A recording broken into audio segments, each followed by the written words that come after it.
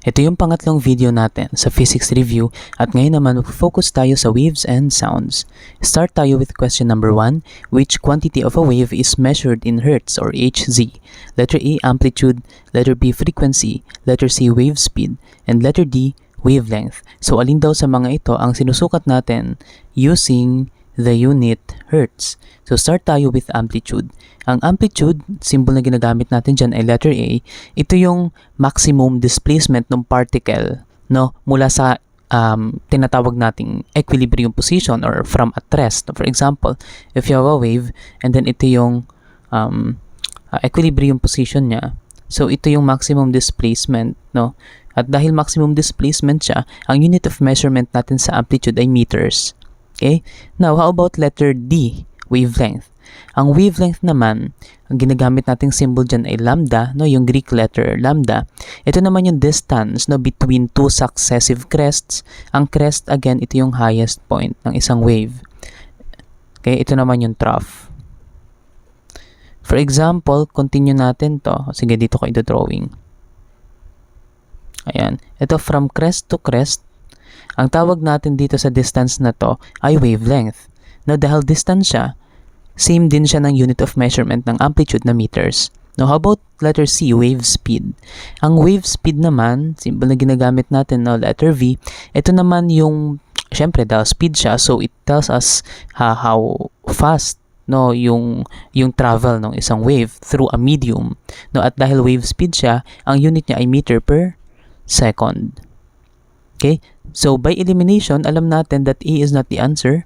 Same sa C and D. So, ang answer dapat natin ay letter B, frequency. F yung ginagamit nating symbol. And indeed, ang unit niya ay hertz. Okay? Or 1 per second. Inverse siya ng second. Okay? So, that is the answer. Again, ang amplitude, i-recall natin, ang amplitude, ito yung maximum displacement ng particle mula sa equilibrium position. At ang amplitude related yan sa, tandaan natin, it's related to the energy of the wave. Ibig sabihin, mas mataas yung amplitude, mas mataas yung energy na dinadala ng wave. For example, let's talk about sound waves. No, kapag malakas yung sound, ibig sabihin, yung mga sound waves na yon, mataas ang amplitude. Okay? For example, merong light. Kapag masyadong maliwanag yung ilaw, no, yung mga light wave na nandun, mataas din yung amplitude. Okay? Ang frequency naman, again, ang frequency ay, ang unit of measurement natin ay hertz. And ang pinapakita naman ng frequency ay yung complete wave cycle na nagpapass doon sa point per minute. No, for example, para mas ma-imagine natin, if you're given 50 hertz, ibig sabihin, merong 50 na crest or 50 na trough na nagpapass doon sa isang point at a given time. Okay? Para makita nyo, ganito yung itsura ng wave na mataas ang frequency compared sa ganito. Okay? Again, mas mataas ang frequency nito. Ito, mas mababa yung frequency. Kasi, as you can see, mas maraming crest yan na dadaan sa isang, for example, at this point. Okay? So, yung wave speed naman, it tells us how fast wave travels doon sa isang medium. Okay? Kaya ang unit niyan ay meter per second. And then the wavelength, ang symbol na ginagamit natin ay lambda. Ito naman yung distance ng dalawang successive crest or successive troughs. Next tayo, number 2. A wave has a frequency of 5 Hz and a wavelength of 2 meters. What is its speed? So, very important din the formula, no, sa mga topics about waves is ito. Again, ang V natin is the wave speed is equal to the frequency times the wavelength. So, ang given sa atin dito ay frequency and wavelength. And ang hinahanap natin ay speed. So, basically, multiplication problem lang to. So, 5 Hz times 2 meters, that gives us 10 meters per second. So, that is the answer. Remember, in-express ko kanina yung hertz as 1 per second. Okay? Kaya kapag minultiply mo yung 1 per second doon sa meter, magiging meter per second lang siya. Hence, the unit of speed. Alright, next. Number 3, which type of wave requires a medium to travel? Letter A, electromagnetic wave. Letter B, light wave. Letter C, mechanical wave. Letter D, ultraviolet rays. So, tingnan muna natin tong ano. Ang tinatanong kasi sa atin dito, alin daw yung wave na nagre-require ng medium to travel. Pag sinabi nating medium, solid, liquid, gas. Okay? So, ito kasi, sa mga options na to, pag-usapan natin yung electromagnetic wave. Ang electromagnetic wave, dito papasok yung gamma rays, no, gamma rays. Dito papasok yung X-ray, yung ultraviolet, yung visible, yung infrared, yung microwave, at saka yung radio waves. And as you can see, yung UV or yung ultraviolet rays, part na siya nitong electromagnetic. Okay? And then at the same time, tingnan nyo to, visible light. Kaya minsan, itong light wave, tinatawag din natin, or yung electromagnetic wave, tinatawag din natin minsan na light wave. Okay? So, ibig sabihin, itong tatlong to is under the same category lang to. Okay? So, with that, ang answer natin is letter C. Add 1 out tayo dito. Ang pinaka naiiba dyan ay letter C, mechanical wave. Okay, ano ba yung mechanical wave? From the question itself, ito yung type of wave na nagre-require ng medium to travel. Ano ba yung mga example natin ng medium? Again, sabi natin kanina, solid, liquid, gas. For example, wood, o kaya water, o kaya rope. So, lahat ng mga yan, or air, no? Lahat yan sila ay mga medium. So, they are different types of medium kung saan pwede mag-travel yung mga mechanical waves. So, kung walang medium, hindi magpo-propagate ang mechanical waves. Okay? Ano yung example ng mechanical wave? Example niyan ay sound wave. Okay? So, sound wave is a mechanical wave. Saan siya nagta-travel? Commonly through air. Alright? So, ano naman itong mga to? Electromagnetic. Ang electromagnetic, hindi niyan kailangan ng medium. Okay? Dumadaan yan sa vacuum. Kaya nga, ito yung sun, no? Ito yung earth. Yung light from the sun, within 8 minutes, nakakapunta sa planeta natin. Kahit ito is nearly vacuum. Okay, yung outer space is nearly vacuum. So again, ang sagot natin, kapag nagre-require ng medium, tandaan natin, medium letter M, mechanical. Okay, so that is for number 3. Next, number 4. In which type of wave do particles vibrate parallel to the direction of wave motion? Letter A, transverse wave. Letter B, surface waves. Letter C, electromagnetic wave. And letter D, longitudinal wave. So now, ang tinatanong sa atin dito, alin daw type of wave kung saan yung mga particles nagva-vibrate sila parallel to the direction of wave motion. Ibig sabihin, kung ito yung wave motion, yung vibration ng particles is doon lang din. Okay? Sa same direction na yon. Ano ba yung opposite ng parallel? No, kapag ganitong discussion, in this context, meron pang isa, yung perpendicular. Hindi pala siya opposite talaga no, ng parallel. Kasi yung opposite ng parallel will be anti-parallel. So in this case, kapag ganito yung tanong, dapat maisip na agad natin din yung word na perpendicular. Kasi dalawa lang naman yan. It's either transverse or longitudinal. Okay? So with that, ika-cancel na agad natin si B at saka si C. So mamimili lang tayo between A and D. Alright? Ano bang ibig sabihin ng parallel? Ibig sabihin ng parallel ganito. Ang ibig sabihin ng perpendicular, ganito. Okay? So, ganito ko siya ini-imagine. Kapag longitudinal, long, mahaba daw. Para sa akin, mas mahaba to. Kapag pinagdugsong ko yan, ang haba na yan. Okay? Kaya ang isasagot ko dyan ay letter D, longitudinal. Okay? Ang longitudinal waves, so check natin yung answer. There, letter D, longitudinal waves. Ang longitudinal waves, sila yung mga waves kung saan yung mga particles nagva-vibrate sila parallel to the direction of the wave propagation. So, pakita natin yung picture. Ayan, so an example of a longitudinal wave is yung sound wave. Okay, so as you can see, ito siya, may mga particles dyan. Yung mga particles dito, they are close to each other. And then after that, hiwa-hiwalay na sila. And then close to each other, and then hiwa-hiwalay sila. Okay? Ang tawag natin dito sa part wherein close yung mga particles to each other, ang tawag natin dyan ay compressions. Okay? Kapag hiwa-hiwalay naman, sabi dito expansion, or sometimes we call that rarefactions. Alright? So that is for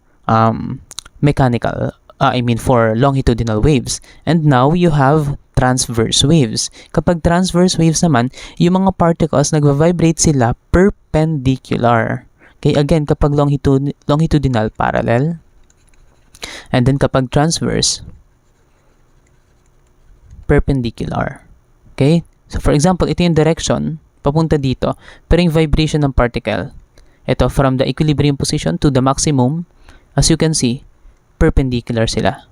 So again, kapag transverse waves, perpendicular. Anong example natin ng transverse waves? Dito dapat papasok yung electromagnetic waves, like light, yung pinakita natin kanina, radio, gamma, etc. Okay? So, next tayo. Number 5. What happens to the frequency of a wave when it passes from air into water? Letter A, increases. Letter B, decreases. Letter C, remains the same. And letter D, becomes 0. Okay. So, ano daw nangyayari dun sa frequency? Ito. Nung wave, kapag nagpapass siya from air into water. For example, if you have the source of frequency here, okay, the source of wave, dito sa part na to, and then, ito yung water. Siyempre, ito yung air. Ito yung water. Tapos, let's say, may wave. Ito yung wave, i-represent ko sa line. Ano kaya mangyari sa frequency niya pag pumunta siya dito sa water? So, tandaan natin, no, na ang frequency, hindi yan nagbabago. So, it should be letter C. Remains the same. Okay? Kapag yung wave pumasok from one medium, so this is one medium, to another medium, yung frequency niya hindi nagbabago. Bakit? Kasi ang nagde-determine ng frequency ay itong source, not the medium. Okay? So, for example, yung sa gitara, no, kapag nag-vibrate yung string, nagpo-produce siya ng frequency.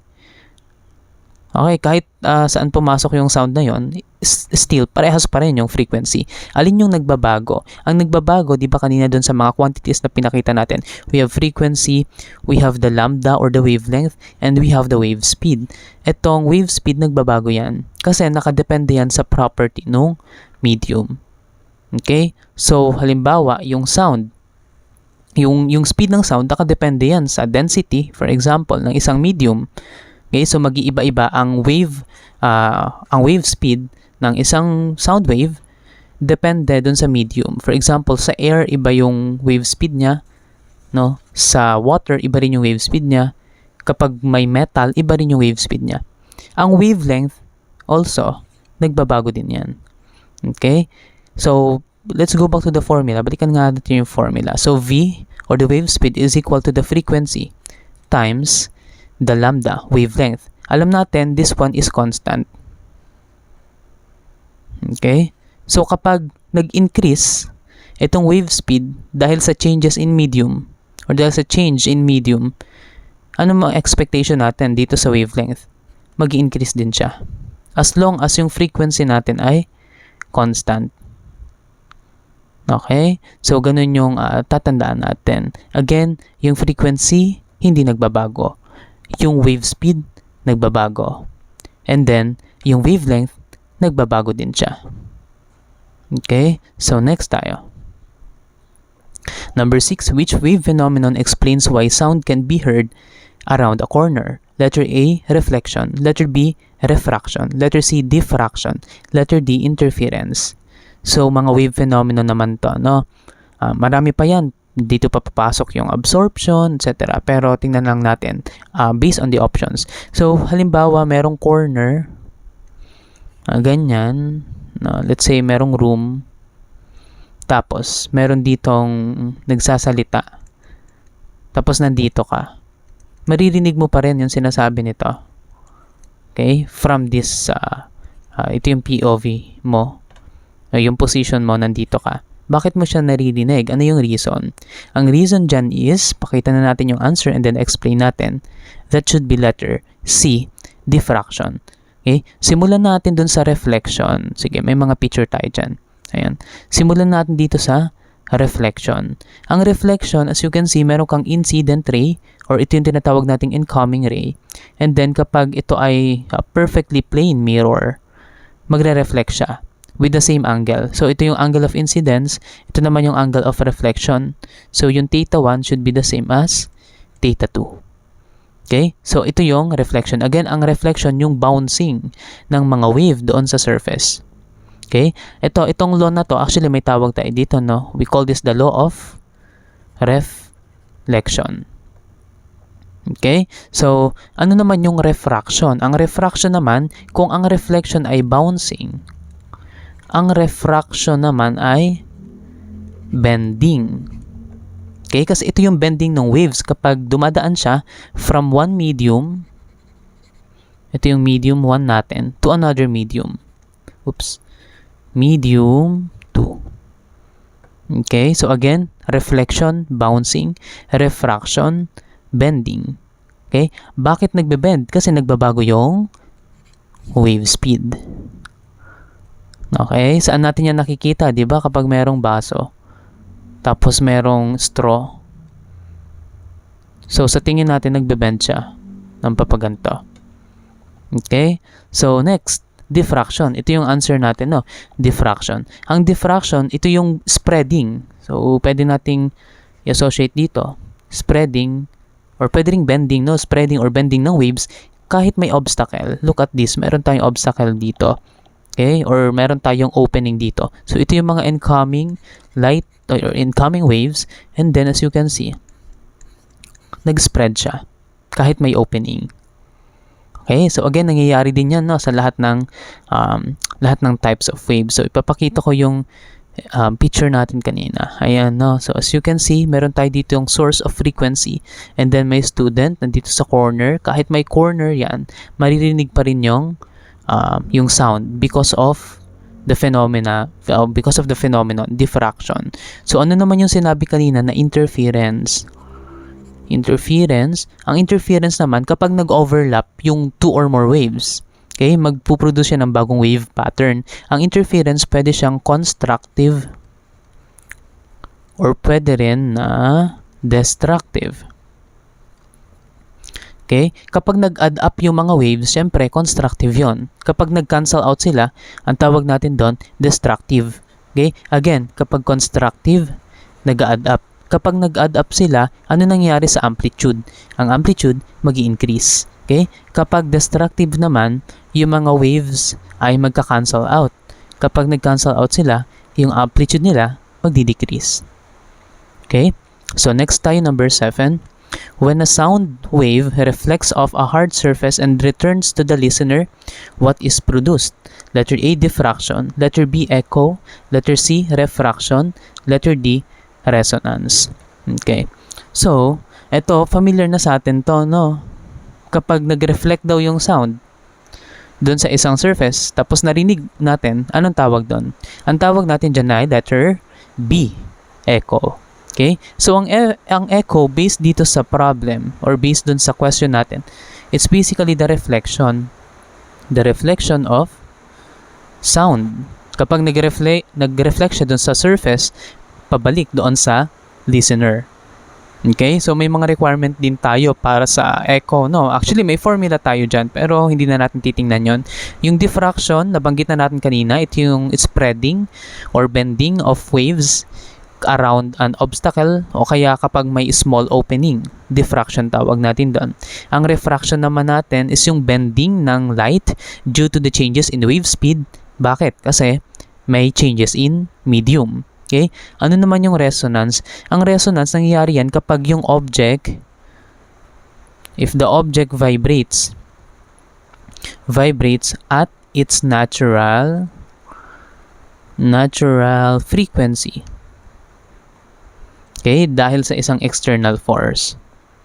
Okay? So, dito rin papasok yung tinatawag natin na, di ba may mga, siguro napanood nyo na rin sa social media, yung mga attempts na basagin yung baso gamit yung boses ng isang tao. No? Kailangan kasing i-match nung pitch, nung voice, yung natural frequency nito.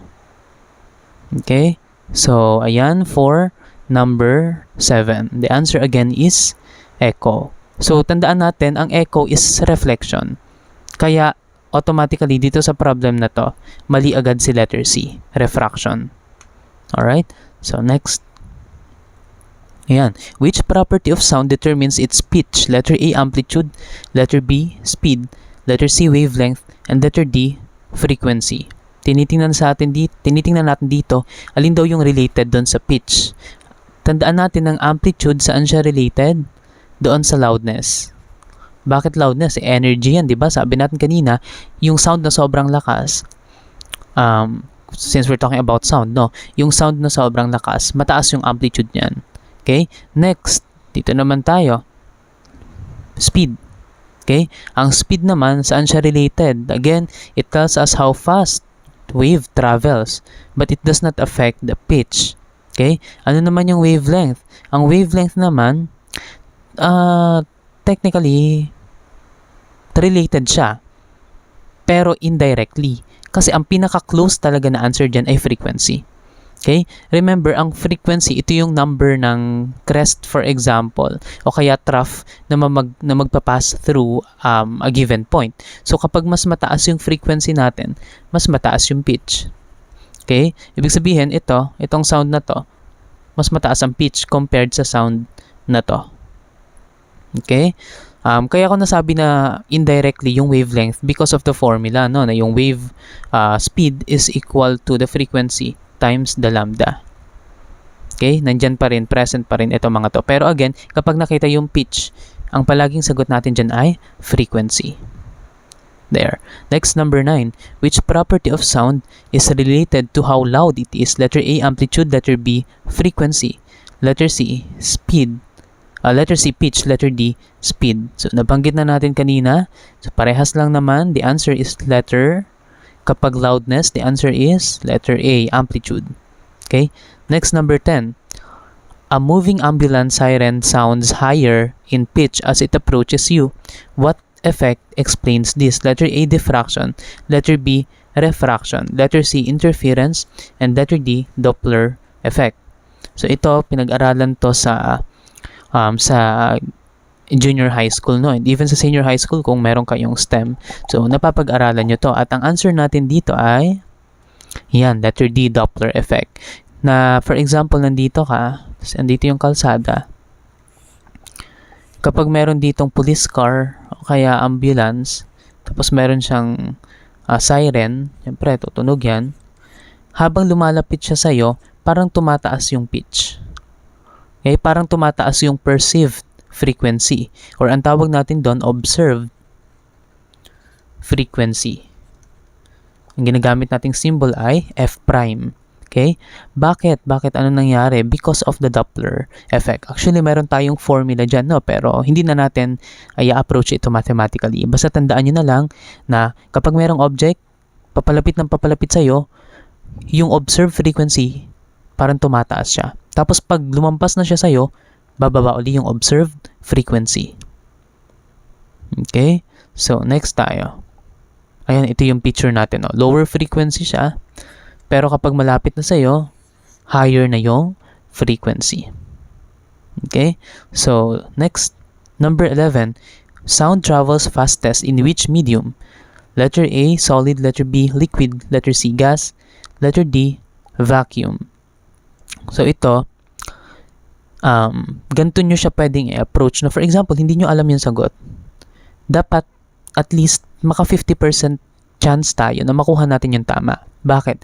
Alam natin sa solid, ito pinaka-compact yung particles.